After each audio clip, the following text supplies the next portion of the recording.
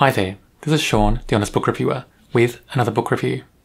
In this video we're discussing Death by Beach Read, written by Eva Gates. It's book 9 in the Lighthouse Library Mystery Series. It's a long-running cozy mystery series. It's one of my favourite cozy series of all time, and I'm enjoying this series and these characters so much.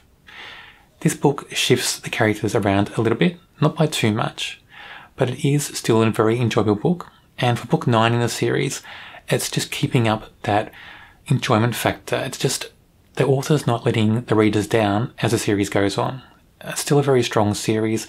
This book is just another great addition to the whole series. At the end of the previous book in the series, our main character Lucy and her fiancé Connor bought a house. It's a house that needs a lot of work. So in this book, they're starting that work. They're starting to renovate it and decorate it. And Connor's father, Fred, is helping out with the renovations. So Connor has to go to a conference somewhere for a couple of days. So Lucy's spending her first night alone in the house. And while she's asleep, she's woken up by a strange noise. It sounds like somebody walking on floorboards. It sounds like it's coming from the house. And there's certain rooms in the house they haven't got to yet. They're still quite dusty and dirty. They're not really using. They need a lot of work before they start using them. And it sounds like the noise is coming from there. So she quietly sneaks out of her bedroom and tries to find out what's making that noise. Is it a person? Is it an animal? She's not sure. She doesn't see anybody, and she thinks she can see footprints in just the dust and that on the floor in this room. Then she sees the sliding doors ajar, and she finds out that the door only goes a certain way because the track is rusted and can't go any further. But somebody could have opened the door and squeezed through. So she does close it and lock it, and then manages to walk around and check all the windows and doors in the house, but she's still uneasy, still unsettled. And then the next night, it happens again. There's noise again. Sounds like somebody's walking on floorboards. And that frightens her a little bit, but she doesn't want to call the police or call Connor, because she doesn't want anybody to think that she can't stay alone in the house by herself, especially on her first nights alone in the house. But from this squeaking and not finding anybody in the house, she starts to wonder if the stories about the house being haunted are true, because the previous owners come from a family who owned the house from when it was built to when they left the house abandoned, and they're just trying to find the right owner for it in the future. One of the children who used to live in the house ran out of the house in terror when she was a teenager because she thought she saw the ghost of her grandfather, and she wouldn't set foot back into the house since then. And she still won't, and this girl is now in her late 50s, almost 60, and she's never been back to the house since. And she still lives in the Outer Bank area, so this whole series is set in a town called the Outer Banks. This ties in many elements in this story. So we have a family who used to own the house who don't anymore. We have rumours of a ghost story in the house as well. And then as the story progresses, we find out that the grandfather, the person who built this house, said he had a treasure. And is that treasure hidden somewhere in the house? And is somebody trying to get into the house to find that treasure? And who could that be? So that all ties into this story, and it's all tied around the house that Lucy and Connor now own. Connor returns from his conference, and it's not long after that we find our victim in the story, that forms the mystery and the investigation for this cozy mystery. Lucy stumbles across a body in her kitchen, in a newly renovated kitchen. And it turns out to be the body of Jimmy Harper. And the Harpers were the family who used to own the house that Lucy and Connor now live in. What was Jimmy doing there? Jimmy was kind of a black sheep. When he was younger, he got into trouble a bit and he went to prison, and then he vanished. And he hadn't returned to this town they're living in for quite some time. It's been many, many years since he's returned, since anybody's seen him, even his brothers and sisters who still live in the Outer Banks. So that's a mystery in itself. What's he doing back? But also, more importantly, what's he doing in Connor and Lucy's house?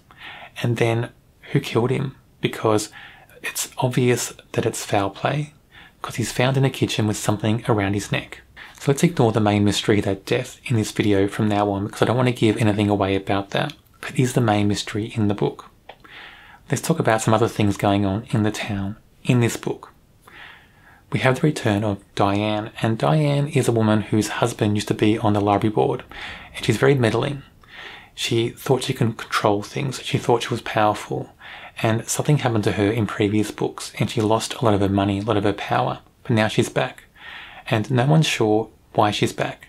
She seems to be back playing nice to people, innocent person, just come back, trying to be friendly again, trying to reconnect with people in the town. But there's something going on with her, and Lucy doesn't trust her. Lucy thinks she's got some evil motive up her sleeve that she's not showing yet.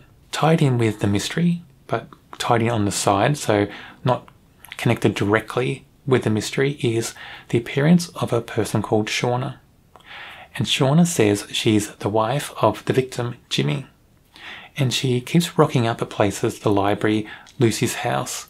Shauna starts out being very kind and sweet to Lucy. But then she changes very quickly. And Lucy starts being threatened by her, and she thinks that Shauna's dangerous. Shauna seems to be after something that's hidden in the house, or Shauna thinks it is. Something that Shauna thinks is hers, and she keeps saying that she's Jimmy's wife. As the story progresses, Lucy learns more about Shauna and who she really is. And what she learns frightens her, and this Shauna character gets more and more frightening and more threatening as the story progresses. So it's a good angle in this story though, because it's good to have that threatening character in books like this sometimes. Because sometimes you don't get that. Sometimes cozy mysteries seem to run along a bit more smoothly, and it's good to have something shake it up, especially so far into the series. Also in this book, I like the fact that the author just gave us more about certain people in the town. More locals. We met one of them, Ralph, in a previous book, but met him quite briefly. But now he's fleshed out even more, and I like that. And so is his sister Jo. And his sister Jo is the one who's frightened of the house, who won't go into the house. And she has other things going on with her personality as well.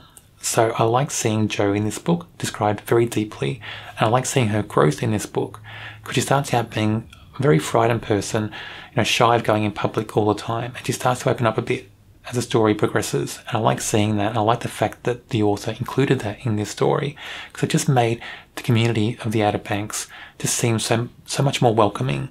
It made the whole community of people in this town just seem more solid. Jo Harper, who's the woman who was afraid to set foot into the house. She ran out of the house many years ago as a teenager and never went back.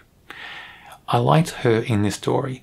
I don't think we were introduced to her in previous books, but in this book she gets fleshed out a lot. She's introduced very well. I like her personality. I like her growth in the story. I like everything about Jo. And she's used very well in the story, because there are times where she's used where we're not sure about her. Is she dangerous? Is she threatening? Could she be behind certain things in the book? But then there are times where you think, no, she couldn't be. She's too sweet, she's too kind, she's too gentle. She's just a lovely person who people don't understand because they don't know her. So she's very complex, and the author used her very well in this story. Shauna, the threatening stranger who's come into the Outer Banks saying she's Jimmy Harper's wife, and Jimmy Harper is the victim in the book, she's used very well as well. So she's a very well written character. Even though she's like a villain, like a threatening type character, she's written very well, and she stands out as a character. And you can just picture her, you can really picture her and just feel that she's very unstable, unsettling. And it comes through very clearly in the book, very vividly. So the author did a great job with this character. A very good standout character in the book. Ralph Harper, and he's the brother of Jo. I liked him in this story. We met him in a previous book. I'm not sure which number book in the series we met him. I could think it might have been either book 4 or 5. But he's fleshed out so much more in this story. And I like getting to know Ralph in this story. He comes across as such a genuine, nice person. One of those people who is just lovely to everybody in life, basically. Very honest, very sweet to everybody, very trusting, very trustworthy. And he just comes across like that in this story. He's that solid character that you just see go along in the story, and you know that he's not going to make waves a lot in the book, but he stands out because he's so good. And he stands out because he becomes a central figure in this one book. And I hope we get more of both Ralph and Jo in future books in this series, because they're both great characters. Death by Beach Read is a good book. It's another great book in this series, and this series is one of my favourite cozy mystery series of all time. I like the setting, I like the characters, I like the mysteries, they're written very well. I just like so much about this series, and I'm hoping for many more books in this series in the future. I rate this a 4 out of 5. There's so much to love about this book. The mystery is quite solid, the characters are described so well, the new characters that come in for this book alone are very good characters, and we have that sinister character in Shauna who feels very threatening. I like that in this book. And of course, there's my main character, who I do like, Louise Jane. She's not the main character in the series, but she's my favourite character in the series. And in this book, she does have a few good moments. I like that we still have Louise Jane getting tied into her paranormal ideas and investigations in this series, and I wish that we had another book in the series in the future where that comes out more, and I still think Louise Jane should have her own series. I think a Louise Jane series would be wonderful. On my channel, I do review a lot of cozy mysteries. If you like cozy mysteries, check out my channel and subscribe. I also have an Eva Gates playlist on my channel. It should be on your screen now.